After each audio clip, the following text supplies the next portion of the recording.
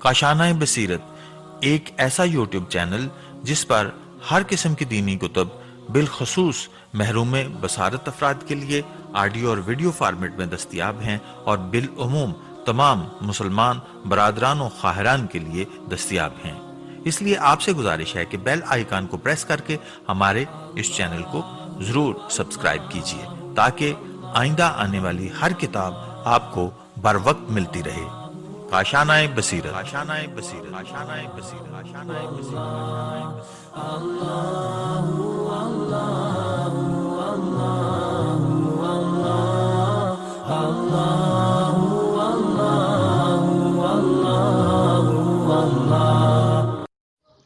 اعوذ باللہ من الشیطان الرجیم، بسم اللہ الرحمن الرحیم۔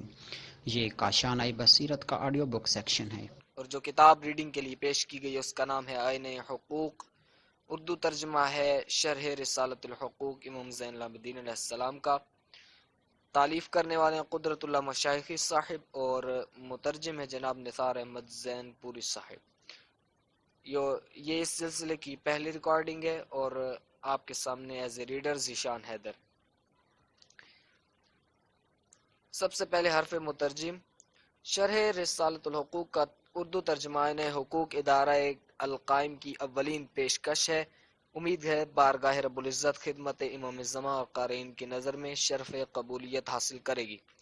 جیسا کہ نام ہی سے واضح ہے کہ رسالۃ الحقوق مختصر کتاب ہے، لیکن زیر نظر کتاب جناب مستطاب قدرت اللہ مشائخی کی شرح کا ایک ترجمہ ہے۔ امام زین العابدین علیہ السلام نے 50 حق بیان فرمائے ہیں۔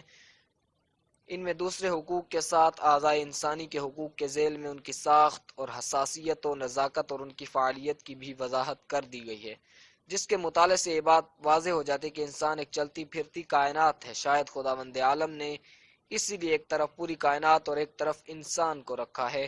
حضرت علی بن ابی طالب علیہ السلام نے بھی اسی حقیقت کی طرف اشارہ فرمایا۔ اتزعم انک جرم صغیر وفیک انطوى عالم الکبی اکبر، کیا تم خود کو چھوٹا سا وجود سمجھتے ہو حالانکہ تمہارے اندر عالم اکبر سمایا ہوا ہے۔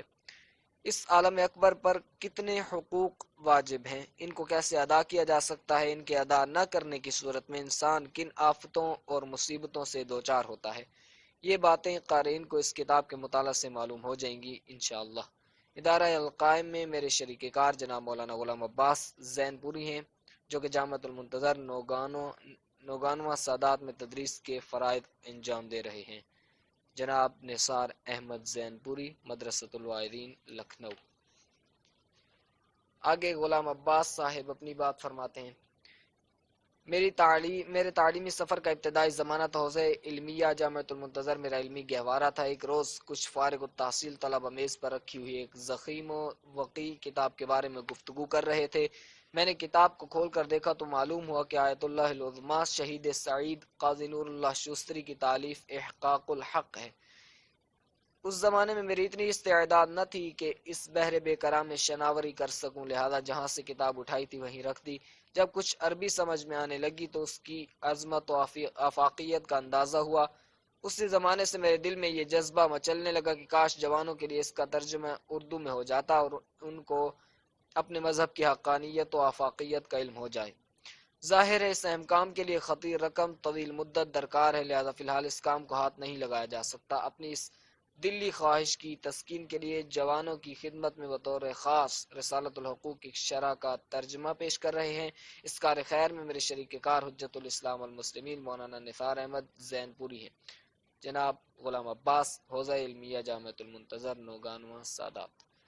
اس کتاب کے مقدمہ میں ارشاد فرماتے ہیں کہ حق اور حقوق انسانی معاشروں کے درمیان نہایت اہم بحث تھی اور آج بھی ہے، کیونکہ اس کا تعلق براہ راست انسان کی زندگی سے ہے۔ انسان کے بدن طبع ہونے کی وجہ سے یہ بحث وجود میں آئی ہے۔ صاحبان علم عرصہ دراز سے حقوق سے بحث کرتے چلے آئے ہیں۔ اس موضوع پر انہوں نے بہت سی کتابیں لکھی ہیں۔ حق انبیاء خصوصاً اسلام کے نورانی و انسانی ساز مکتب میں خاص توجہ کا مرکز رہا ہے، چنانچہ مختلف عبارتوں اور تعبیروں سے اس کے بارے میں گفتگو ہوئی ہے۔ سب سے پہلے حق کی تعریف۔ حضرت علی علیہ السلام فرماتے ہیں یوں تو تعریف و توصیف کے لیے حق کا دائرہ بہت وسیع ہے، لیکن آپس میں اس پر عمل کرنے کا دائرہ بہت محدود ہے۔ دو آدمیوں میں ایک کا حق دوسرے پر اس وقت ہوتا ہے جب دوسرے کا حق اس پر ہوتا ہے اور دوسرے کا حق اس پر۔ جب اس کا حق دوسرے پر ہو، پھر اگر کوئی ایسا ہے کہ اس کا حق دوسروں پر ہو لیکن اس پر کسی کا حق نہ ہو تو یہ صرف خدا سے مخصوص ہے۔ اس کی مخلوق کا یہ مرتبہ نہیں ہے، کیونکہ وہ اپنے بندوں پر اقتدار رکھتا ہے۔ اس نے جہاں بھی احکام جاری کیے ہیں عدل و انصاف کے ساتھ جاری کیے ہیں۔ ناج البلاغہ خطبہ نمبر 207۔ انبیاء کے خصوصاً اسلام کے مکتب میں نظام حقوقی ایک قطعی اور مسلم حقیقت ہے۔ مسلمانوں کے درمیان یہ بات بخوبی واضح ہے کہ اجتماعی اور سماجی روابط اور اختلافات کو قرآن کے احکام اور اس کے بیان سے حل ہونا چاہیے۔ قرآن نے بھی مسلمانوں اور اسلامی معاشروں کو یہ بات اچھی طرح سمجھا دی ہے، چنانچہ سورہ مائدہ میں ارشاد ہے، جو لوگ خدا کی نازل کی ہوئی آیتوں کے مطابق فیصلہ نہیں کرتے وہی نافرمان و فاسق ہیں۔ سورہ مائدہ۔ اسی سورہ کی دوسری آیتوں میں ایسا نہ کرنے والوں کو کافر قرار دیا گیا۔ جو لوگ خدا کی نازل کی ہوئی کتاب کے مطابق فیصلہ نہیں کرتے وہ ظالم ہیں۔ سورہ مائدہ آیت نمبر 47۔ اور اسی طرح دوسری آیت، جو لوگ اس چیز کے متعلق فیصلہ نہیں کرتے کہ جس کو خدا نے نازل کیا ہے تو وہی ظالم ہے۔ آیت نمبر 45 سورہ مائدہ۔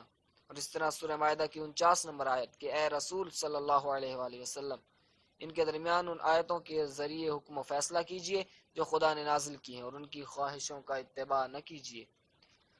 انبیاء خصوصاً اسلام کے مکتب میں حقوقی نظام کی بنیاد الہی و انسانی اصولوں پر استوار ہے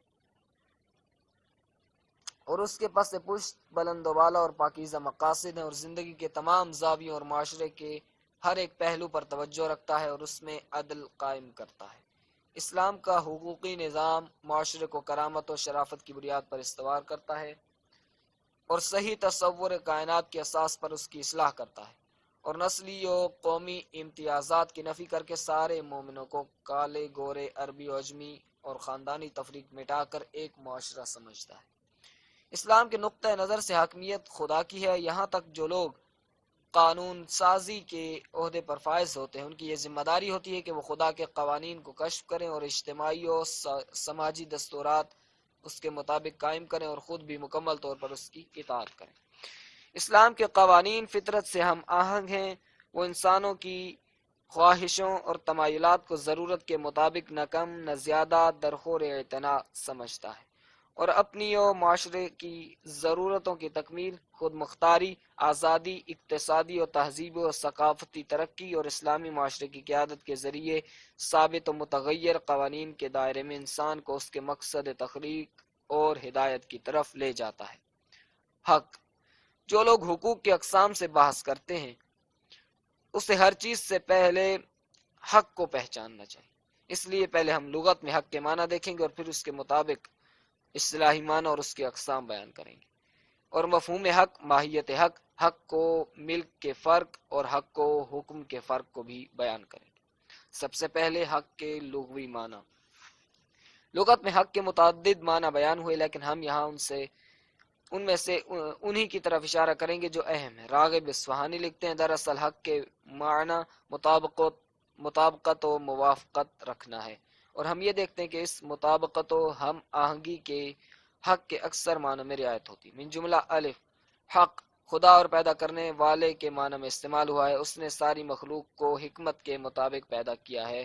فذالکم اللہ ربکم الحق، سورہ یونس آیت نمبر 32۔ دوسرا ہے حق مخلوق کے معنی میں استعمال ہوا ہے اس لحاظ سے کہ مخلوق کو حکمت کے مطابق خلق کیا ہے۔ وما خلق اللہ ذلک الا بالحق، سورہ یونس آیت نمبر 5۔ تیسرا ہے حق واقع کے مطابق اعتقاد رکھنے کے معنی میں استعمال ہوا ہے۔ فہد اللہ الذین آمنوا لما اختلفوا فیہ من الحق، سورہ بقرہ آیت نمبر 213۔ چوتھا ہے حق اس قول و فعل کے معنی میں استعمال ہوا ہے جو شائستہ اور نپت ہو۔ لقد حق القول علی اکثرہم، یاسین آیت نمبر 7، مفردات راغب مادہ حق۔ بعض اہل علم اور صاحبان لغت نے لکھا ہے کہ جس معنی میں حق مستعمل ہوا ہے ان کی تحقیق سے نتیجہ برآمد ہوتا ہے کہ اصل میں حق کے معنی ثبوت ہیں اور حق کے تمام معنی کی بازگشت ثبوت ہی کی طرف ہوتی ہے۔ منقول از معیار اللغہ والمدخل الاسلامی صفحہ نمبر 419۔ بنابراین حق عبارت ہے ہر ثابت امر سے، خواہ وہ واقعی ہو یا نسبی۔ اس لیے ہم خدا کو حق کہتے ہیں کیونکہ وہ ثابت و حقیقی ہے، اور قرآن کو اس اعتبار سے حق کہتے ہیں کہ اس کا خدا کی طرف سے ثابت ہونا یقینی ہے، اور وہ جو امر واقع و ثابت ہوتا ہے اس کو حق کہتے ہیں، اور عدل کو اس لیے حق کہتے ہیں کہ وہ ہر چیز کے ثبوت و بقا کا ضامن ہے، اور اسلام کو اس کی حقیقت و واقعیت اور اس کے ثبوت کے لحاظ سے حق کہتے ہیں۔ کسی شخص کی ملکیت اور اس کے مخصوص حصہ کو بھی حق کہتے ہیں، یہ بھی اس کے لیے ثابت ہوتا ہے، اس لیے اسے یہ کہا جاتا ہے کیونکہ یہ قانون کے حکم اور معتبر قرارداد کی بنا پر معین و ثابت ہوا ہے۔ حق کے مختلف معنی کے مقابل میں باطل بھی آتا ہے اور اس کے اپنے معنی ہیں۔ مفہوم حق، لفظ حق مصدر، اسم مصدر اور صفت کی صورت میں استعمال ہوتا ہے اور قرآن مجید میں مختلف معنی میں استعمال ہوا ہے۔ وہ جانتے ہیں کہ خدا واضح حق ہے، نور آیت نمبر 25۔ خدا کے فعل کے لیے بھی حق کا لفظ استعمال ہوا ہے کہ خدا وہ ہے جس نے آسمانوں اور زمین کو حق کے ساتھ پیدا کیا، سورہ انعام آیت نمبر 73۔ آگے دین خدا کے لیے بھی حق کا لفظ استعمال ہوا ہے، خدا وہ ہے کہ جس نے اپنے رسول کو دین حق کے ساتھ بھیجا، سورہ فتح آیت نمبر 28۔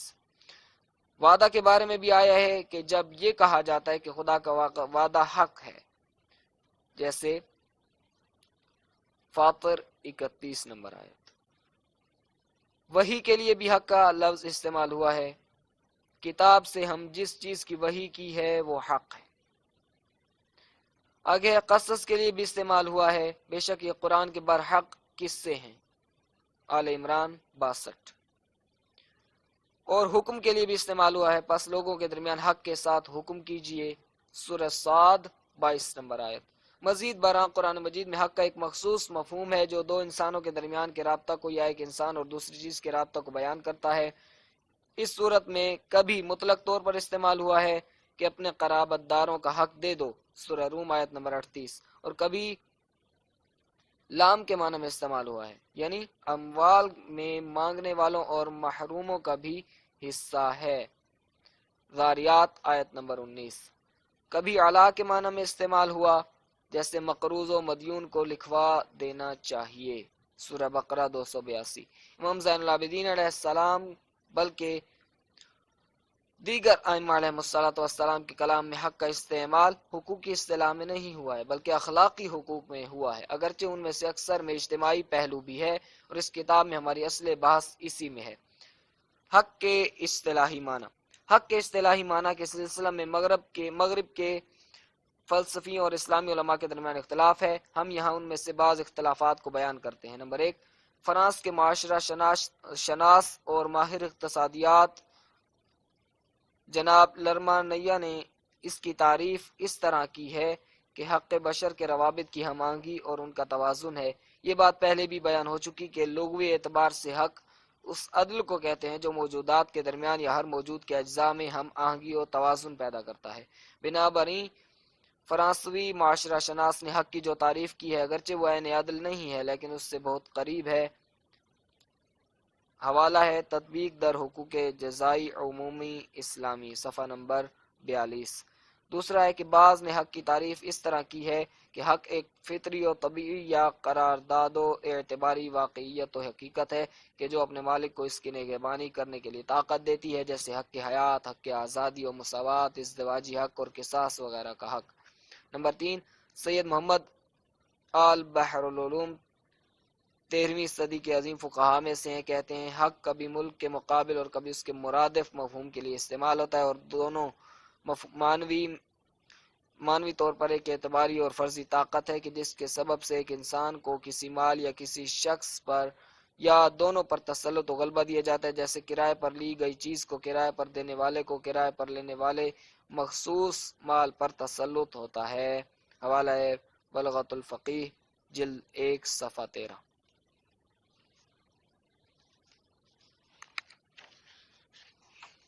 چوتھا ہے شیخ انصاری فرماتے ہیں حق ایک قسم کا تسلط و قدرت ہے کہ جس کے سبب صاحب حق اپنے لیے کوئی فائدہ حاصل کرتا ہے.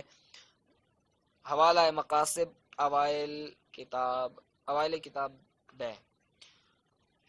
پانچواں محمد کاظم اخوند خراسانی کہتے ہیں حق خاص اعتبار اور ایک مخصوص اضافہ ہے جو حکم وضعی یا تکلیفی یا کسی دوسری چیز سے سمجھ میں آتا ہے، جیسے ملک سے فائدہ اٹھانے اور اس میں تصرف کرنے کا حق ملکیت سے اخذ ہوتا ہے. اس طرح حق مارہ یعنی راہگیر کا حق کہ اس سے یہ سمجھ میں آتا ہے کہ اس کے لیے اس باغ کا پھل کھانا مباح ہے کہ وہ جس کے پاس سے گزرتا ہے. حوالہ درآمدی حقوق اسلامی جلد 1 صفحہ 46. چھٹا ہے آیت اللہ سید محسن الحکیم کہتے ہیں کہ حق ملک ہی کی ایک قسم ہے اور ملک مالک اور مملوک کے درمیان ایک خاص قسم کا رابطہ ہے. حوالہ منقول از نہج الفقاہت صفحہ 6 اور 7. ساتواں سید محمد کاظم یزدی طباطبائی حق کسی چیز پر ایک اعتبار اور فرضی تسلط ہے یا اس کا تعلق خارج کی کسی چیز سے ہوتا ہے جیسے کسی زمین کو پتھروں سے گھیرنا، یا خارج کے علاوہ دوسری چیز سے ہوتا ہے جیسے خیار فسق کا حق یا کسی پر ہوتا ہے مثلا قصاص کا حق. بنا بنی حق ملک سے کم رتبہ ہے بلکہ اسی کی ایک قسم ہے. حوالہ ہے منقول از حاشیہ مقاصد صفحہ 55. آٹھواں دوسرے افراد نے حق کو ملک سے نچلے درجے پر رکھا ہے اور حق کو ملک دونوں کو تسلط کے 2 مرتبہ میں قرار دے. چنانچہ آیت اللہ ابو القاسم خوئی لکھتے ہیں ملکیت عام قدرت و تسلط سے عبارت ہے جبکہ حق خاص تسلط ہے. حوالہ منقول از ارشاد طالب التعلیق علی مقاصد جلد 2 صفحہ 12. نواں علامہ طباطبائی مرحوم فرماتے ہیں حق ایک خاص قسم کا اختصاص ہے. یہ اختصاص اجمالی طور پر معاشرہ کے وجود میں آنے سے پہلے بھی تھا اور معاشرہ کی تشکیل کے بعد مختلف اور گوناگون صورتوں میں ظاہر ہوتا رہتا ہے. ان میں سے ایک حق ہے. حوالہ ہے منقول از المیزان جلد 2 صفحہ 54. نواں ہے علامہ طباطبائی مرحوم فرماتے ہیں کہ اب دیکھنا یہ ہے کہ حق اور ملک میں کیا فرق ہے. حق اور ملک کا فرق مفہوم حق کا پہلے بیان کیا جا چکا ہے. حق اور ملک کے درمیان جو فرق ہے اس کو بیان کرنے کے لیے ضروری ہے کہ ملک اور مالکیت کے مفہوم کی بھی وضاحت کر دی جائے تاکہ ان دونوں کا فرق روشن و واضح ہو جائے. نمبر 1، ملک ایک شرعی حکم ہے جس کا تعلق اصل چیز یا اس کی منفعت سے ہوتا ہے اور یہ مالک کو مالک ہونے کی حیثیت سے اس سے فائدہ حاصل کرنے یا اس کا عوض لینے کی طاقت و قدرت دیتا ہے. حوالہ درآمدی حقوق اسلامی صفحہ 54. 2، ملکیت کسی چیز کے اختصاص سے عبارت ہے کہ دوسروں کو اس سے منع کرے یا اس کے مالک کو اس میں تصرف کا موقع دے مگر یہ کہ کوئی شرعی معنی اس کو اس میں تصرف کرنے سے باز رکھے. حوالہ ہے تاریخ الفقہ الاسلامی صفحہ 305. 3، ملک ایک اعتباری رابطہ ہے کہ جس کی بنیاد پر مملوک مالک سے مخصوص ہو جاتا ہے اور اس کے مقتضا سے مالک کو قانون کے دائرے میں یہ حق حاصل ہے کہ وہ اس سے جس طرح چاہے فائدہ اٹھائے اور دوسروں کو اس میں تصرف کرنے سے باز رکھے. لیکن اگر شرعی موانع ہوں جیسے حکم افلاس اس صورت میں وہ اس میں تصرف نہ کر سکے گا. حوالہ تاریخ الفقہ الاسلامی صفحہ 57. گزشتہ نظریات سے یہ معلوم ہوتا ہے کہ بعض فقہا نے حق کو ملک سے نچلے درجے میں رکھا ہے اور بعض نے اس کو کبھی ملک کے مقابلے میں اور کبھی اس کے مرادف سمجھا ہے. حق اور ملک کے بارے میں جو وضاحت کی گئی اس کو ملحوظ رکھنے سے یہ بات واضح ہو جاتی ہے کہ حق مصادیق کے لحاظ سے ملک سے اعم ہے لیکن اس کا مفہوم ملک کے مفہوم سے جدا ہے اور یہ کہا جا سکتا ہے کہ ان دونوں کے درمیان 2 بنیادی فرق ہیں. نمبر 1، حق کو تصرفات کی تمام قسمیں بھی سمجھا جا سکتا ہے اور ایک یا چند تصرف بھی سمجھا جا سکتا ہے. ملکیت کے برخلاف کہ اس کا مقتضا تصرفات عینی ہوتا ہے جیسے کھانا پہننا وغیرہ اور تصرفات اعتباری جیسے بیچنا اور بخشنا وغیرہ کا جائز ہونا. یہ بھی ممکن ہے کہ بعض مقامات پر یہ تصرفات قانون کے حکم سے محدود ہو جائیں یا وقتی طور پر ممنوع قرار دیے جائیں جیسے بچہ اور مہجور کا اپنے مال میں تصرف کرنا. نمبر 2، مفہوم مالکیت صرف ایک اضافہ کو مستلزم ہو اور وہ مالک و مملوک کے درمیان ایک اضافہ و نسبت ہے جبکہ مفہوم حق میں صاحب حق اور متعلق کے حق کے درمیان جو اضافہ ہوتا ہے اس کے علاوہ ایک اضافہ اور ملحوظ رکھا جاتا ہے اور وہ عبارت ہے من لہ الحق اور من علیہ الحق. ان سے بنا برئیں یہ 2 مفہوم مستقل ہیں اور ان میں سے کوئی بھی دوسرے کی جگہ نہیں آ سکتا. آگے حق کی قسمیں بیان فرماتے ہیں. فرماتے ہیں لغوی اور اصطلاحی معنی، مفہوم حق اور ملک سے اس کے فرق کی وضاحت و تحقیق کے بعد ہم حق کی تقسیم بیان فرماتے ہیں۔ نمبر 1، حق، حق طبعی اور حق وضعی۔ حق کی کچھ تقسیمات ہیں جن کو حقوق سے متعلق کتابوں میں درج کیا گیا ہے، انہی میں سے حق طبعی اور حق وضعی بھی ہے۔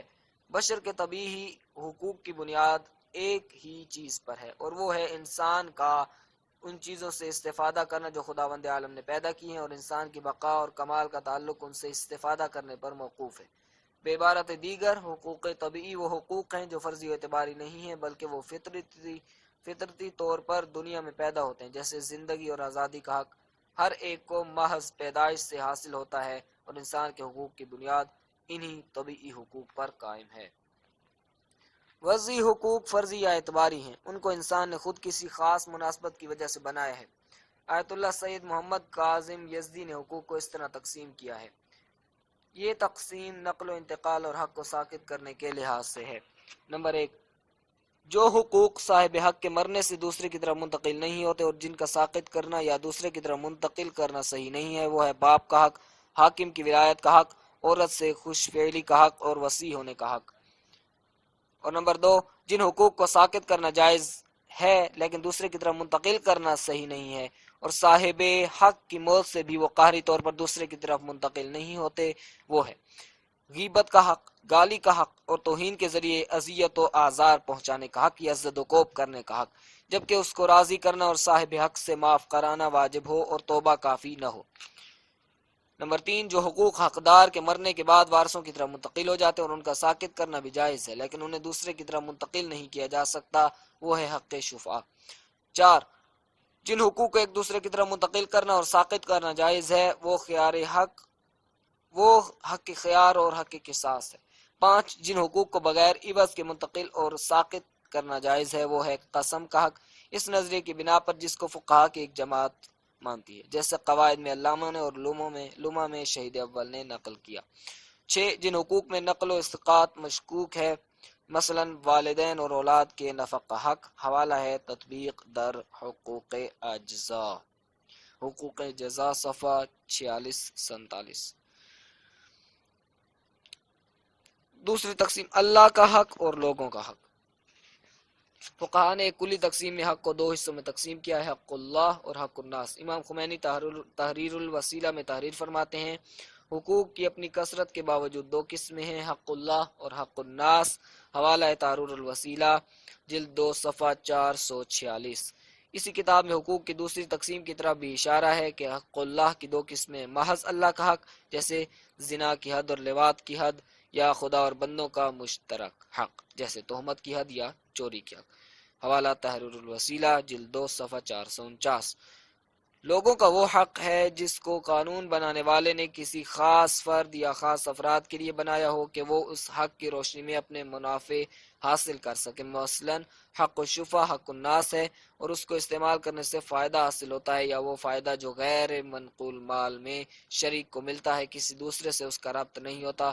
حق قصاص بھی حق الناس ہے، اس سے بھی مقتول کے وارث ہی استفادہ کر سکتے ہیں۔ یہ بات واضح ہو جانے کے بعد کہ حق الناس وہ حق ہیں کہ جو کسی فرد یا چند افراد سے مخصوص ہوتا ہے، ہم یہ کہتے ہیں اسی کے مقابلے میں خدا کا حق ہے، اور اس سے مراد معاشرے کا عام حق ہے، خصوصاً اللہ کے حق کو اس کے حقیقی معنی پر انہیں حمل نہیں کیا جا سکتا کیونکہ خدا کو حق لینے کی ضرورت نہیں ہے اور ان کا اس کو کوئی نفع پہنچتا ہے۔ پس قانون بنانے والوں نے پورے اسلامی معاشرے اور امت مسلمہ کے لیے جو قانون بنائے ہیں اصطلاح میں انہیں حق اللہ کہتے ہیں۔ فقہا کو سبیل اللہ کے معنی میں اس بات کا اذعان و یقین ہے کہ اس کو حقیقی معنی پر حمل کرنا ممکن نہیں ہے، لہٰذا اس سے وہ امور مراد ہیں جو سب کے فائدے کے لیے ہیں، جن کا تعلق سارے معاشرے سے ہے، ان کا فائدہ تمام لوگوں کے لیے۔ شرح علومہ کی کتاب الزکوٰۃ میں مرقوم ہے وہ عام المنفعہ امور جو ہم کو اس کی خوشنودی، قربت اور اس کے ثواب تک پہنچاتے ہیں وہ فی سبیل اللہ ہے، مثلا مسجد بنانا، ضرورت مندوں کی مدد کرنا، دو آدمیوں کے درمیان صلح کرانا، علمی مدارس تعمیر کرانا اور نظام دین کو ثابت و قائم رکھنا، حوالہ شرح علومہ کتاب زکوٰۃ۔ تیسری تقسیم حق کے اختصاص، اولویت اور مالکیت۔ فقہا نے حق کی ایک اور تقسیم کی اور یہ کہ حق اختصاص الوہیت یا اختصاص اولویت اور مالکیت پر تقسیم ہوتا ہے، اور حق اختصاص کا تعلق عام طور پر اس جگہ سے ہوتا ہے کہ جہاں کسی چیز کی شرعی یا عرفی مالیت نہ ہو اور نتیجے میں مالکیت اس سے سلب ہو چکی ہو۔ اختصاص اور حق اولویت میں یہی فرق ہے، کیونکہ اختصاص میں مالیت نہیں ہوتی اور اس سلسلے میں دوسرے سے صلح نہیں کی جا سکتی، لیکن حق اولویت میں صلح کی جا سکتی ہے، جیسا کہ اس سلسلے میں شیخ انصاری فرماتے ہیں کہ فائدہ کے لیے نجس العین کی حفاظت کرنا جائز ہے۔ بظاہر ان چیزوں میں حق اختصاص ہے جو کہ حیازت یا سابقہ مالکیت سے پیدا ہوتا ہے، مثلا کسی حیوان کا مر جانا اور اس کے گوشت کا خراب اور فاسد ہونا، اس حق پر عوض کے بغیر مصالحت نہیں ہو سکتی، بلکہ عوض کے ساتھ بھی اس صورت میں مصالحت ہو سکتی ہے کہ وہ عوض اس حیوان یا گوشت کی قیمت شمار نہ ہو۔ حوالہ ہے مقاصد جلد اول صفحہ 14۔ مرحوم نائنی فرماتے ہیں ان چیزوں کا حق کے اختصاص کے جو شرعی مالیت نہیں رکھتی، جیسے وہ شراب کے جو سرکہ بننے کے قابل ہے، انہیں حق کہا جاتا ہے، جیسے انہوں نے حوالہ دیا منیت الطالب جلد 1 صفحہ 8۔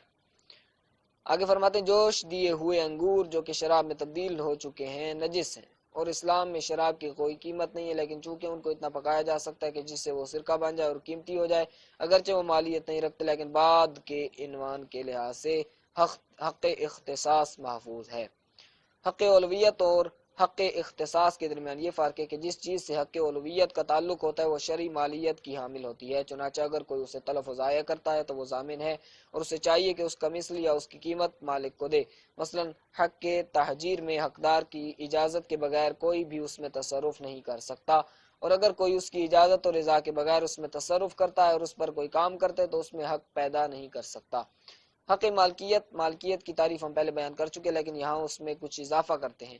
ہر انسان اپنی ذہنی تصویر پر تسلط رکھتا ہے، یعنی جب چاہتا ہے اس کو ایجاد کرتا ہے اور جب چاہتا ہے اس کو مٹا دیتا ہے، اس تسلط کو تکوینی تسلط کہتے ہیں، اور جب خارج والی چیزوں کے بارے میں انسان ایسا تسلط پیدا کر لیتا ہے تو وہ ان کا مالک بن جاتا ہے، اور اس بنا پر یہ کہا جا سکتا ہے کہ مالکیت خارج والی چیز پر شخصی تسلط ایک اعتبار ہے کہ وہ خود اس میں تصرف کر سکتا ہے اور دوسروں کو تصرف کرنے سے روک سکتا ہے۔ بعض لوگوں نے کہا ہے کہ مالکیت اعتباری مالک و مملوک کے درمیان ایک اضافہ و نسبت ہے۔ حوالہ کتاب البیع امام خمینی جلد 1 صفحہ 11 اور 25۔ اگلی بات ہے حقوق امام زین العابدین علیہ السلام کی نظر میں۔ شرح رسالۃ الحقوق کی جو فرد اجتماعی اور اخلاقی حقوق کے بارے میں ہے اور حضرت علی ابن امام حسین علیہ السلام کا کلام ہے، اب ہم اس کو شروع کرتے ہیں، نیز بہت سے فردی حقوق کی طرف بھی اشارہ کریں گے۔ انسان اور ذمہ داری۔ انسان کے اندر ایک ایسی خصوصیت ہے کہ جو دوسری موجودات کے اندر نہیں۔ زندگی میں انسان کے لیے بہت سخت ذمہ داری ہے جو اس کی عقل و ادراک اور اجتماعی شعور سے وجود میں آتی ہے۔ ذمہ داری ایک درخت ہے جس کی زمین معرفتیں ہیں اور اعتقاد اس کی جڑیں ہیں اور حوادث و بحران اس کی بہاریں ہیں۔ اگر اس کی زمین زرخیز ہے تو وہ ہر بہار میں پھل دے گی اور اس پر کوئی آفت نہیں آئے گی، کیونکہ آفت کسی کمی کی وجہ سے آتی ہے۔ ذمہ داری کی بنیاد۔ خداوند عالم بلا وجہ نعمتیں نہیں دیتا ہے، اور جو دیا ہے اس کو بلندی اور برتری کا معیار نہیں قرار دیتا ہے، اور جو دیا گیا اس کا کوئی نتیجہ ہوتا ہے یا اس کو واپس لوٹانا ہوتا ہے۔ اس نتیجے میں برتری ہے، یہیں سے ذمہ داری پیدا ہو جاتی ہے کہ خدا فرماتا ہے یقیناً اس روز تم سے نعمتوں کے بارے میں سوال کیا جائے گا، سورہ تکاثر آیت نمبر 8۔ بس سرمایہ کو حرکت میں رکھیے، ورنہ ذخیرہ اندوزی اور احتکار ہو جائے گا۔ جو دیا گیا ہے اس کا کچھ صلہ اور نتیجہ ہونا چاہیے، سرمایہ کا کچھ نفع ہونا چاہیے، اور وہ جس کا ہے اسے اسی کے لیے ہونا چاہیے۔ ذمہ داری کو سمجھنے کا طریقہ۔ ذمہ داری کو سمجھنے کے لیے چند اصولوں کی ضرورت ہے۔ نمبر 1، ہوا و ہوس سے آزادی۔ نمبر 2، ذمہ داری کو پورا کرنے کی طاقت پیدا کرنا۔ نمبر 3، اس کو سمجھنا اور پہچاننا۔ قرآن کہتا ہے جس نے ہدایت پائی اس نے اپنے ہی فائدے کے لیے ہدایت پائی، اور جو گمراہ ہوا ہے وہ بھی اپنے نقصان کے لیے گمراہ ہوا ہے۔ اور کوئی شخص کسی کا بوجھ نہیں اٹھائے گا، اور ہم اس وقت تک کسی قوم پر عذاب نازل نہیں کرتے جب تک اس کے پاس پیغمبر نہیں بھیج دیتے۔ سورہ اسراء آیت نمبر 15۔ انسان کی ذمہ داری خود اسی سے شروع ہوتی ہے۔ اس پر دو قسم کی ذمہ داری ہے، فردی و اجتماعی۔ فردی ذمہ داری کے بارے میں قرآن کہتا ہے ہر نفس اپنے کیے کا رہین و گروی ہے، سورہ مدثر آیت نمبر 38۔ پھر فرماتا ہے مرد و زن میں سے جو بھی نیک کام انجام دیتا ہے اور وہ مومن ہے تو ہم اسے پاک و پاکیزہ زندگی عطا کریں گے اور اسے اس کے عمل سے بہتر جزا عطا کریں گے، سورہ نحل آیت نمبر 97۔ اور انسان کی اجتماعی ذمہ داریوں کے بارے میں فرماتا ہے کہ لوگوں کے اعمال کے سبب خشکی اور دریا میں فساد ظاہر ہو گیا ہے تاکہ ہم ان کو ان کے بعض اعمال کا مزہ چکھائیں، شاید یہ پلٹ کر آ جائیں، سورہ روم آیت نمبر 41۔ ذمہ داری ذوق اور انتخاب کی بنیاد پر ہوتی ہے۔ ہر شخص اپنے ذوق، لیاقت اور طاقت و امکان کے مطابق ذمہ داری قبول کرتا ہے۔ ایک کاشتکار اور مرغی فارم والا ہے، دوسرا یا لوہار یا درزی ہے۔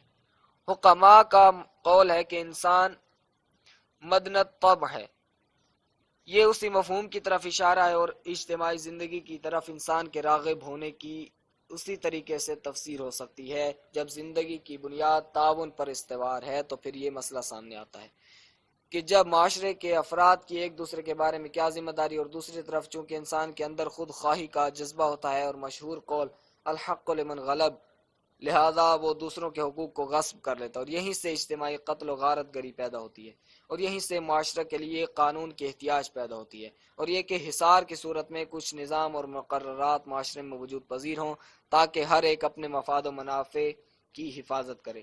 یہ تو تھی انسان کی ذمہ داری۔ انسان کچھ حقوق کا حامل ہے، اسے ان کی رعایت کرنا چاہیے، اور اسے جو کچھ عطا کیا گیا اس کے بارے میں اس سے سوال کیا جائے گا، بالکل اس طرح جس طرح کہ قرآن فرماتا ہے کہ آنکھ، کان اور دل سب سے سوال کیا جائے گا، اسراء آیت نمبر 26۔ یہ چیزیں واضح ہو گئیں تو ضروری ہے اپنی ذمہ داری کی حدوں کو پہچانیں اور یہ سمجھیں کہ حقوق کے بارے میں وہ ذمہ دار ہیں، وہ حقوق کون سے ہیں۔ رسالت الحقوق اور امام علیہ السلام کی سوانح عمری۔ حقوق کے بارے میں قضاء و جزا کے مختلف پہلوؤں سے مکاتب حقوق میں بحث ہوئی ہے۔ نمایاں اور قداور شخصیتوں نے فردی اور اجتماعی حقوق کے بارے میں بہت کچھ کہا ہے اور اس موضوع پر بہت سی کتابیں لکھی ہیں۔ یہ کہا جا سکتا ہے کہ فردی اور اجتماعی اور اخلاقی حقوق کے موضوع پر امام زین العابدین علیہ السلام کے رسالت الحقوق سے جامع کتاب موجود نہیں۔ شیعوں کے چوتھے امام زین العابدین علیہ السلام سن 37 ہجری یا 38 ہجری میں ولادت اور 94 یا 95 ہجری میں شہادت پائی، اور جنت البقیع میں اپنے چچا کے پہلو میں دفن ہوئے۔ مرحوم کلینی نے آپ کی ولادت 38 اور شہادت 95 اور آپ کی عمر مبارک 57 سال تحریر کی ہے۔ حوالہ ہے اصول کافی جلد 2 صفحہ 368۔ مشہور مورخ یعقوبی نے آپ کی شہادت 99 ہجری اور عمر مبارک 58 سال لکھی ہے۔ حوالہ ہے تاریخ یعقوبی جلد 2 صفحہ 303۔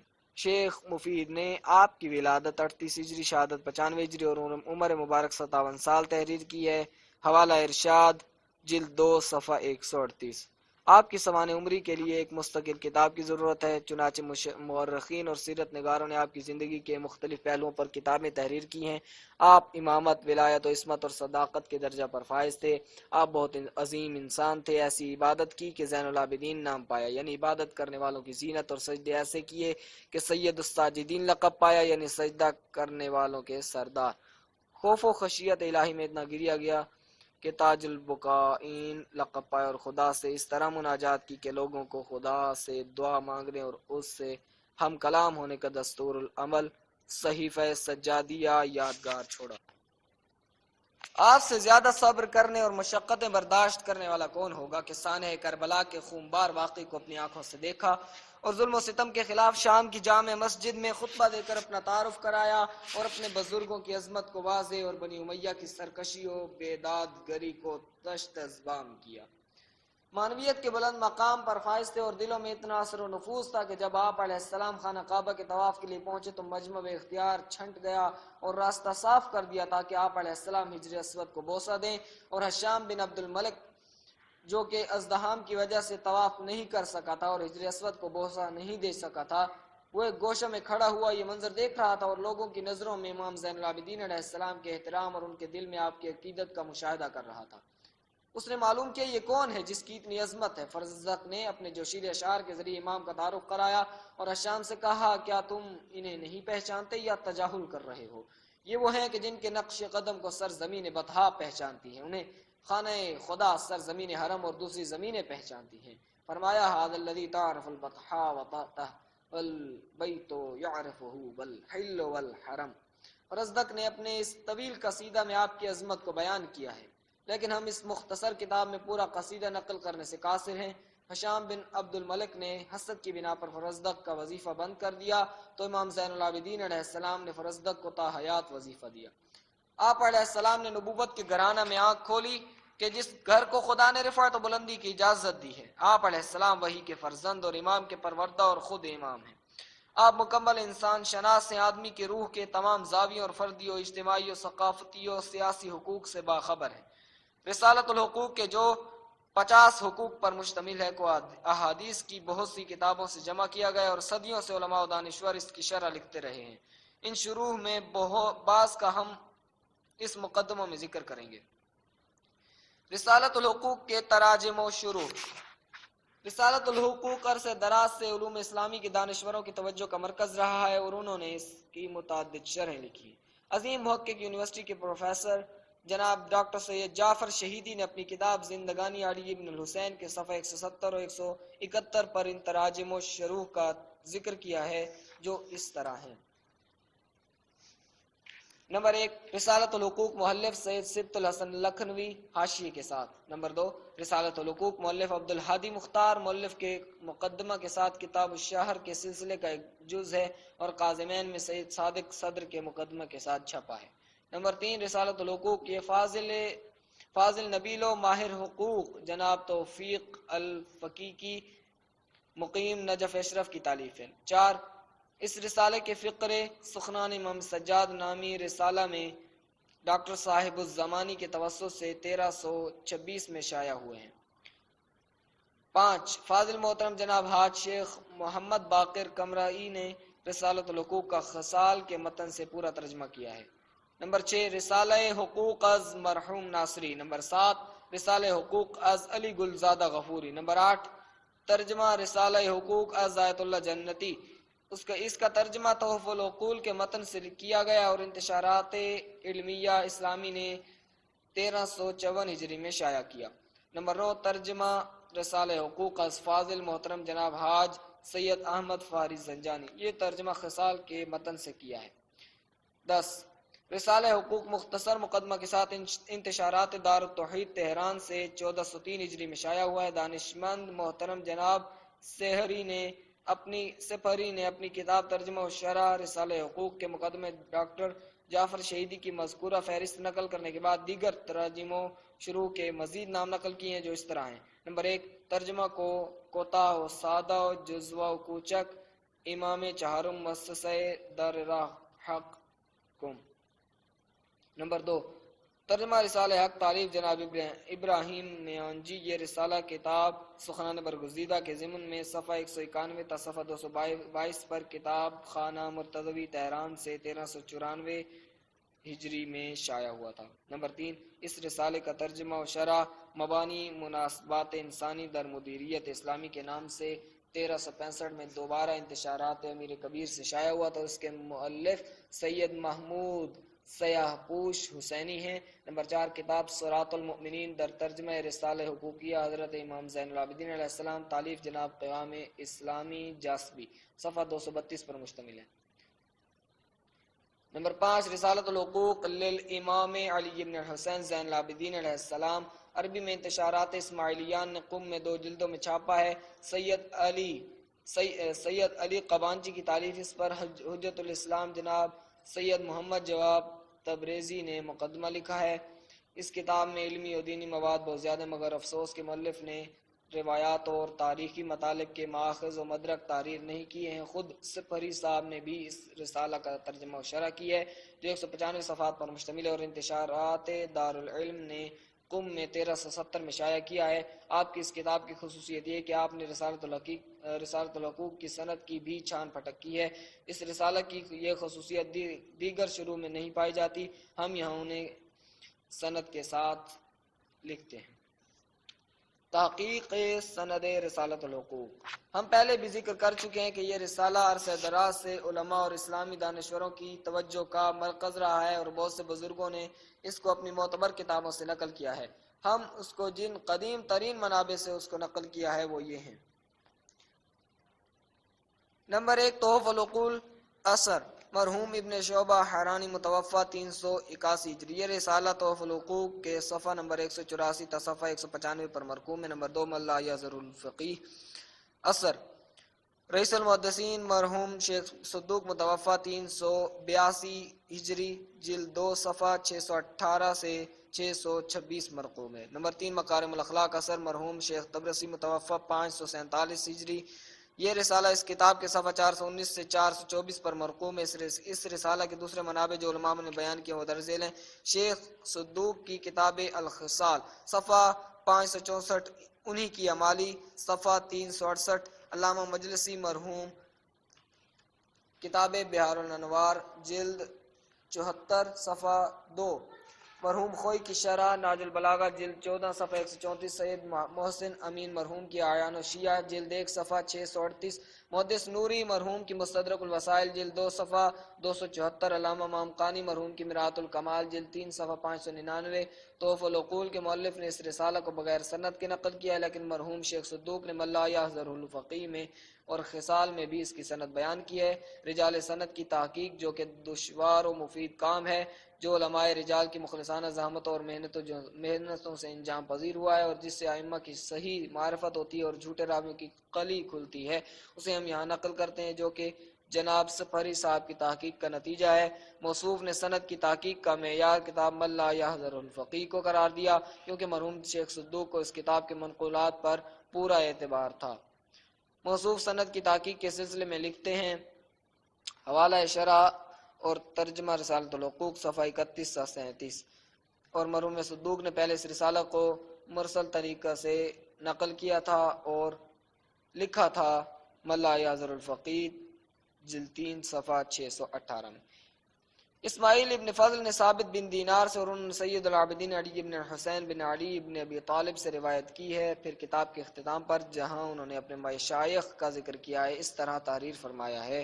حوالہ ملا یحضر الفقیہ جلد 4 صفحہ 512۔ اس کتاب میں جو کچھ میں نے امام زین العابدین علیہ السلام کی رسالۃ الحقوق میں اسماعیل ابن فضل سے نقل کیا ہے، اس کی روایت میں نے علی ابن محمد ابن موسیٰ سے کی ہے۔ وہ فرماتے ہیں، ہم سے محمد بن جعفر کوفی اسدی نے روایت کی اور کہا ہے کہ ہم سے محمد بن اسماعیل برمکی نے روایت کی اور کہا ہم سے عبداللہ ابن احمد نے بیان کی اور کہا ہم سے اسماعیل بن فضل نے بیان کیا اور انہوں نے ثابت بن دینار سمالی سے اور انہوں نے سید العابدین علی ابن حسین بن علی ابن ابی طالب علیہ الصلوۃ والسلام سے روایت کی ہے۔ میں نے مذکورہ سند سے آگاہ ہونے کے لیے رجال شیعہ کے قدیم ترین منابع جو کہ اصل اربعہ رجالیہ، حوالہ اصول 1 رجال نجاشی کے نام سے مشہور ہے اور دوسری کتابوں کا مطالعہ کیا ہے، لیکن علی ابن احمد بن موسیٰ کا ذکر رجال کی کتابوں میں نہیں ہے، اس لیے اس سند کو مجہول قرار دیا گیا ہے۔ حوالہ رجال شیخ طوسی۔ محمد بن جعفر اسدی کوفی کی رجال کی کتابوں میں توثیق کی گئی ہے۔ حوالہ فہرست شیخ طوسی۔ محمد بن اسماعیل برمکی بھی موثق ہیں اور ممدوح ہیں، اگرچہ ابن الغضائری نے ان کو ضعیف قرار دیا، لیکن موثق قرار دینے والوں نے اس قول کا ترجیح دی ہے کہ جس میں ان کی توثیق ہوئی ہے۔ حوالہ رجال کشی یا استیار معرفت الرجال۔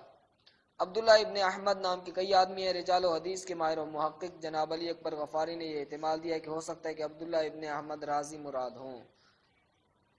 حوالہ حاشیہ ملا یحضر الفقیہ جلد 4 صفحہ 512۔ مزید تحقیق کے لیے ملاحظہ ہو رجال نجاشی صفحہ 374، فہرست شیخ طوسی صفحہ 144-45، معجم الرجال الحدیث جلد 1 صفحہ 104۔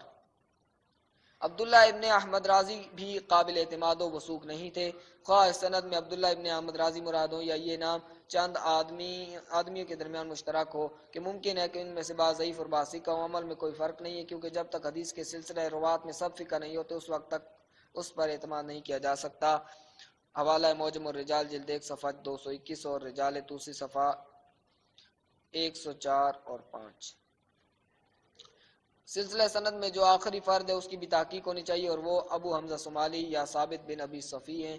یہ پاک اور آزاد منش آدمی تھے۔ یہ کہا جا سکتا ہے کہ یہ ان کی دیانتداری ہی ہے کہ اس تاریخ اور پرآشوب دور میں ان کے تینوں بیٹوں نے زید بن علی کے پرچم انقلاب کے سائے میں شہادت پائی تھی، اور اس کے بارے میں نجاشی تحریر کرتے ہیں ان کے بیٹے نوح و منصور و حمزہ تینوں نے زید کے ساتھ شہادت پائی۔ خود انہوں نے جناب امیر المومنین امام حسین امام زین العابدین علیہ السلام کو درک کیا تھا، اور ان مقدس ہستیوں کی حدیث نقل کرنے میں قابل اعتماد اور معتبر ثابت، اور آپ کے بہترین مددگار تھے۔